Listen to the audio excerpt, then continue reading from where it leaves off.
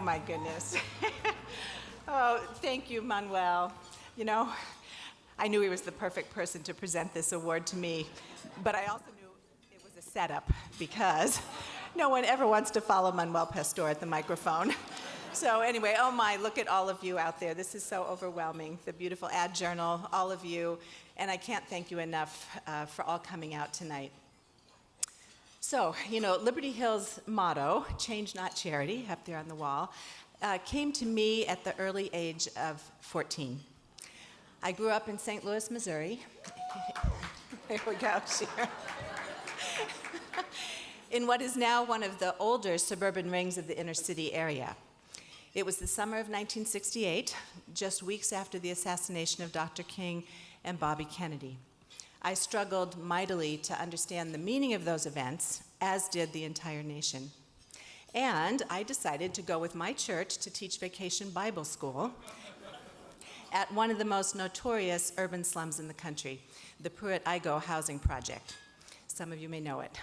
Built in 1954, Pruitt-Igoe quickly became known as a failed experiment in urban redevelopment and public housing, stacking thousands of people into concrete, high-rise blocks that incubated hopelessness and fear.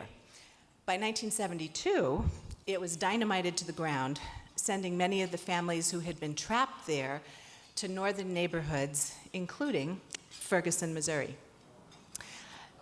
Back then, St. Louis was a very segregated town, and as we have seen all too brutally over the last year, it is still just like many other places. But for me, that experience of teaching little, wide-eyed children, yet knowing they faced huge odds presented by crushing poverty and racial discrimination, made me think the same thought that Upton Sinclair wrote nearly 100 years ago, and that is, if you don't like America the way you find it, you can change it. Now, if that hadn't been enough, I went on to college where I came at the tail end of the anti-war movement, the explosion of women's liberation, and the takeoff of environmental activism. I got my first job with the renowned environmental scientist, Dr. Barry Commoner. Yeah. And he helped me see that you could have big ideas and make big changes. During the country's first Earth Day in 1970, Dr. Commoner appeared on the cover of Time magazine as the Paul Revere of the environment. He made the connection between human health and the planet that we are only now beginning to act upon. Now, these were the same years that made an indelible imprint on the hearts of Liberty Hill's founders, three of whom are here tonight. The amazing Sarah Pillsbury, I think you're back there, Sarah. Yay. Here she is. Wynn McCormick, Larry Jans here at the front table. And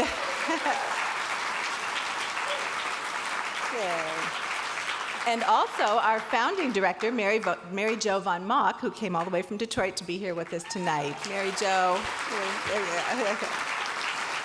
So now you may not know their names, but this Founders Award truly would not be duly appreciated without having saluted them. So yes, we stand on their shoulders. Soon after I arrived in Los Angeles, I found a poorly paid job at the Southern California Council of Churches with another force of nature, the visionary Reverend Eugene Boutillier, who could generate more, who's right here, more big ideas and balance more projects than anyone I've ever seen since, before or since. And there, working with social justice warriors and long-distance runners, Nancy Berlin, Gilda Haas, Cynthia Anderson Barker, Alicia Rivera, Andrea Tuck, Larry Frank, Sharon DeLugich, Anthony Thigpen, Madeline Janis, Stuart Quo, and Eric Mann. We organized and fundraised for campaigns to tackle homelessness, hunger, refugee rights, jobs with peace, plant shutdowns, and nuclear disarmament. Big ideas before their time.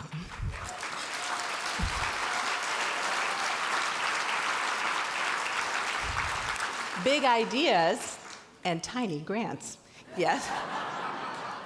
Back then, we accepted many grants that were just a few $1,000s from Liberty Hill to advance those causes. But we made those dollars stretch. Little by little, we changed policy to change lives, pushing the City of Angels to live up to its name. Now, this year I celebrate 26 years on the staff of Liberty Hill, when the national average for time on the job is just over 4 years. So it is not lost upon me, and I didn't know Manuel's remarks before, that a marathon runs 26 miles, Forrest Gump. So maybe there is some cosmic meaning here. But I am not across the finish line yet. I have learned so much from my friends in the Academy who are here with us tonight, from Occidental College to USC to the UCLA School of Public Affairs, Antioch College, and the UCLA Labor Center. Their research has informed our organizing and our funding strategies, and it has helped us to tackle social problems with data and clarity. My theory of change has been sharpened by my thoughtful foundation colleagues, too many of you here tonight for me to name, but together we have wrestled with how to invest the finite dollars to produce the kind of change that this world needs. I have also learned tremendously from my Liberty Hill family, Paula Litt, mentor and role model. Yes, thanks, Paula. Gary Stewart, generous of wallet and wit, always pushing us to do better. And those who gave their last and best years to Liberty Hill, like Wally Marks Jr. Yeah. My dear friend Margarita Ramirez has been a steady presence over these 26 years. And my sister executive directors, Tori Osborne, Kathy Blumenfield, and now Shane Goldsmith, who have all stood on my shoulders but never weighted me down. And of course, I can't talk family without saluting my terrific husband, Rod Lane, and my beautiful sons, Taylor and Ian, who make me so proud. So thank you, guys. Thank you for your love, your support.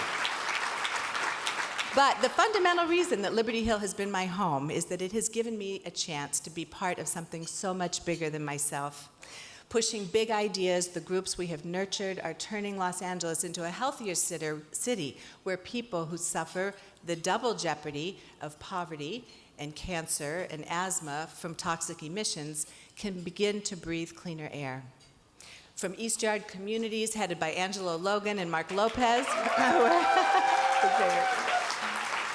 who are saying no to diesel truck traffic and protecting neighborhoods with their big ideas that replace freeway lanes with bike paths and zero-emission trucks. To Pacoima Beautiful, where Yvette Lopez and Mercedes Ortiz are cleaning up dirty industries and turning a concrete flood channel into a green belt so that kids can have an outdoor place to play.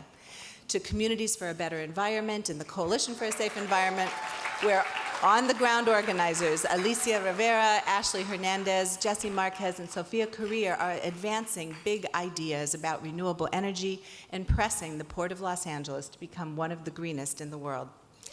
It is these organizers who are fast-forwarding Los Angeles to become a better place for us all. Cesar Chavez said, "Once social change begins, it cannot be reversed. You cannot uneducate the person who has learned to read. You cannot humiliate the person who feels pride. You cannot oppress the people who are not afraid anymore."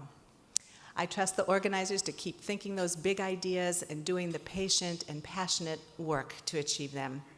And there are so many of you here tonight who do the same thing every day. So my Liberty Hill story is really your story, and this recognition can only come to me because of all of what you do. Thank you. Thanks so much.